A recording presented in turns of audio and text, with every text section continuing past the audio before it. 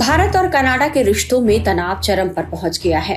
पहले तो खालिस्तानी समर्थक नेता हरदीप सिंह निज्जर की हत्या को लेकर कनाडा भारत पर अनर्गल और बेबुनियाद आरोप लगाता रहा है। दूसरी तरफ कनाडा में हिंदू मंदिरों और हिंदू समुदायों को भी निशाना बनाया जा रहा है। ताजा घटना कनाडा के ब्रैम्पटन में 3 नवंबर को घटी, जिसमें हिंदू मंदिर में आए लोगों पर खालिस्तानी समर्थकों ने हमला कर दिया। मीडिया रिपोर्ट्स के मुताबिक हमलावरों के हाथों में खालिस्तानी झंडे थे। उन्होंने मंदिर में मौजूद लोगों पर लाठी डंडे बरसाए। मंदिर में तोड़ फोड़ किए जाने की भी खबर है। घटना का वीडियो सोशल मीडिया पर वायरल है। घटना का वीडियो कनाडा में भारतीय मूल के सांसद चंद्र आर्य ने भी शेयर किया है। निंदा कर रहे हैं, प्रो खालिस्तानी नारे भी वहां पर लगाए गए। ये बहुत चिंता की बात है। वहां का जो हिंदू सभा मंदिर है ब्रैम्पटन का, उसने भारत के राजदूतावास को अपने मंदिर में एक कैंप लगाने के लिए आमंत्रित किया था, जिससे कि वहां के लोगों की जो भारत से जुड़े हुए इश्यूज हैं, वीजा और बाकी सब, उनका निदान किया जाए।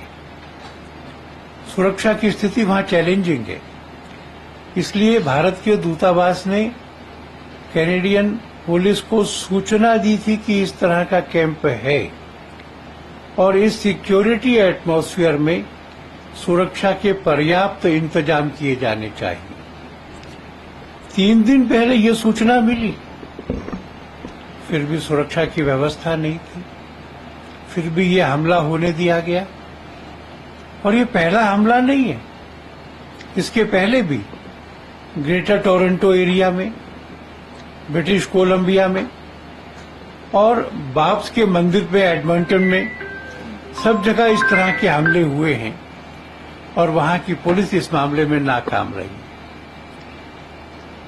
हमको कुछ आशा हुई थी जब दीपावली के समय पर वहां की सरकार ने आयोजन किया, प्रधानमंत्री ने दीपावली के आयोजन में भाग लिया, ट्रूडो ने, और उस समय कहा कि हिंदू यहाँ के सबसे बड़े अप्रवासी निवासी हैं, हम उनको आदर करते हैं और हम उनकी सुरक्षा चाहते। पर हमको ऐसा लगता है कि अपने राजनीतिक हितों के कारण वहां के प्रधानमंत्री जस्टिन ट्रूडो और उनकी सरकार ने खालिस्तानी आतंकवादियों के आगे घुटने टेक दिए, सरेंडर कर दिया है। उन्हीं के दबाव में वो भारत और भारत के गृह मंत्री पर अनर्गल आरोप लगा रहे। ये घटना बहुत चिंताजनक है। वहां के हिंदुओं ने अगर अपनी सुरक्षा के लिए खुद व्यवस्थाएं शुरू कर दी तो उसकी जिम्मेवारी कनाडा की लापरवाह सरकार पर होगी। वहीं अब खबर यह आ रही है कि जस्टिन ट्रूडो सरकार ने भारत के खिलाफ एक और एक्शन लेते हुए खतरे वाले देशों की सूची में इसे डाल दिया है। कनाडा ने आशंका जताई है कि भारत की तरफ से कनाडियन वेबसाइट्स पर अटैक किया जा सकता है। द इम्यूनिटी एक्ट के तहत कनाडा के पास ऐसी व्यवस्था है कि वह किसी भी देश को आतंक बढ़ावा देने वाली लिस्ट में शामिल कर सके। मीडिया रिपोर्ट्स के मुताबिक ट्रूडो सरकार की तरफ से साइबर थ्रेट असेसमेंट रिपोर्ट 2025-26 जो जारी की गई है, उसमें भारत को लेकर ऐसी आशंका जताई गई है। 31 अक्टूबर को यह रिपोर्ट वेबसाइट पर आधिकारिक तौर पर देखी गई है। कनाडा ने भारत के साथ इस लिस्ट में चीन, रूस, ईरान और उत्तर कोरिया को भी रखा है। इससे पहले कनाडियन खुफिया एजेंसियों ने भी ऐसी चेतावनी दी थी कि दिल्ली ओटावा पर साइबर अटैक कर सकता है। साफ समझा जा सकता है कि कनाडा ने यह हरकत भारत को उकसाने के लिए की है। ऐसे में सवाल उठ रहे हैं कि क्या भारत को भी कनाडा को लेकर ऐसा कोई सख्त कदम उठाना चाहिए। तो जिस तरह कनाडा में खालिस्तानियों के हौसले बुलंद हो रहे हैं और वे लगातार भारत विरोध में सिर उठा रहे हैं, ऐसे में विशेषज्ञ यह मांग करने लगे हैं कि भारत के पास भी अमेरिका की तरह स्टेट स्पॉन्सर ऑफ टेररिज्म की लिस्ट बनाने की व्यवस्था लागू हो। तो आइए समझते हैं कि क्या है स्टेट स्पॉन्सर ऑफ टेररिज्म। जैसा कि नाम से जाहिर है, स्टेट स्पॉन्सर ऑफ टेररिज्म आतंकवाद की वो कैटेगरी है जिसमें कोई देश किसी दूसरे देश में अस्थिरता लाने के लिए वहां आतंकियों को फंडिंग करता है। यह फंडिंग किसी भी तरह से हो सकती है, या तो उन्हें हथियार मुहैया कराया जाए या आतंकियों को पनाह दिया जाए। कनाडा इसी श्रेणी में आ सकता है क्योंकि उस पर आरोप लग रहे हैं कि वो खालिस्तानियों को खुलेआम पनाह देता है। यदि भारत में भी ऐसे लिस्ट बनाने की व्यवस्था लागू हो जाती है तो इसके परिणाम कानूनी, आर्थिक और कूटनीतिक तीनों ही होंगे, जैसा कि अभी अमेरिका में हो रहा है, जैसे अमेरिका ऐसे देशों के साथ व्यापारिक रिश्ते नहीं रखता, न रक्षा सौदा करता है, न ही वहाँ डिप्लोमेट्स तैनात करता है। फिलहाल भारत के पास किसी देश को आतंकवाद को बढ़ावा देने वाला घोषित करने का फिलहाल कोई आधिकारिक सिस्टम नहीं है, लेकिन वह चाहे तो किसी देश पर आर्थिक प्रतिबंध लगा सकता है।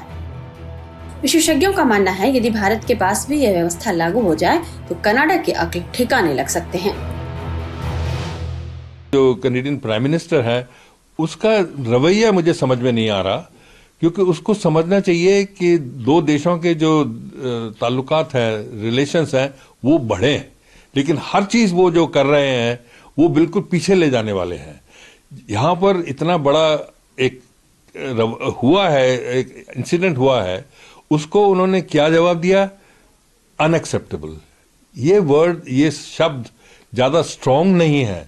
मैसेज तो जो गड़बड़ी करने वाले हैं उनको पता होना चाहिए कि कुछ बदमाशी करोगे और कुछ इस प्रकार की स्टेप लोगे तो उसका असर उनको ऊपर देना पड़ेगा, उनको उसका जवाब देना पड़ेगा। लेकिन उन्होंने सिर्फ यही कहा कि अनएक्सेप्टेबल। सो उनको थोड़ा सा समझना चाहिए कि एक तो मैसेज उनको जो रेडिकल एलिमेंट उसको देना, और हिंदुस्तान को थोड़ा कॉन्फिडेंस दें।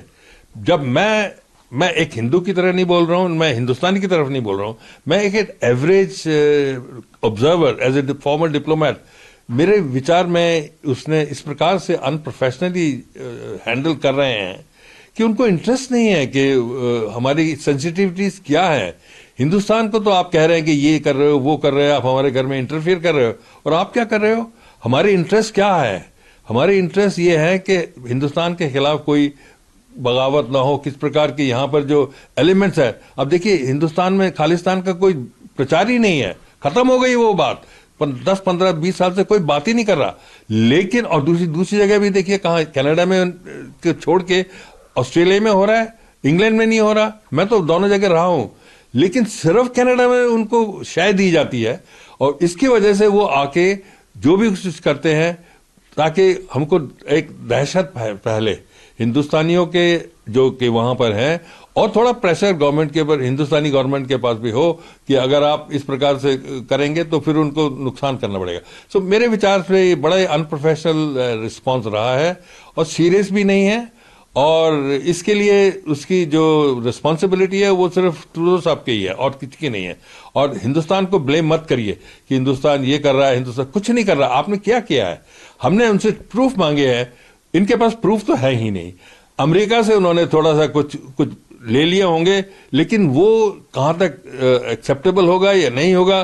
तो कैनेडियन कोर्ट में तो कोई प्रोग्रेस ही नहीं हो रही, और ये सब चीज हमारे ऊपर ही क्यों डिपेंड करेंगे? आप हमारे को चार्ज कर रहे हैं कि हिंदुस्तान ने ये किया वो किया, लेकिन आप डिप्लोमेसी थ्रू प्रेस कर रहे हो। आपसे हमसे बातचीत करिए, डायरेक्टली दिखाइए कि भाई ये आप सीरियस हैं, तब आप देंगे हमें, और हम उसके बाद जवाब देंगे। ये नहीं कि हमारी रिस्पॉन्सिबल गवर्नमेंट है। तो इसलिए मुझे जब मैंने आज सुबह ये देखा कि उनका स्टेटमेंट जो था, ये मुझे लगा कि ये अभी भी उन्होंने सीखा नहीं है, और ये अपने नैरो पॉलिटिकल एंगल की वजह से इस प्रकार का जो सॉफ्ट अप्रोच ले रहे हैं, इसका असर ठीक नहीं होगा। और जो वहां के रेडिकल एलिमेंट्स है उनको और थोड़ा बढ़ावा मिलेगा कि हम और भी कुछ करेंगे, तो गवर्नमेंट सिर्फ ये कहेगी अनएक्सेप्टेबल है, और उसके अलावा लेकिन कार्रवाई कुछ भी नहीं करेंगे, और उनकी जो भी उनके एक्टिविटीज हैं उनको कर्ब करने की नहीं कोशिश करेंगे।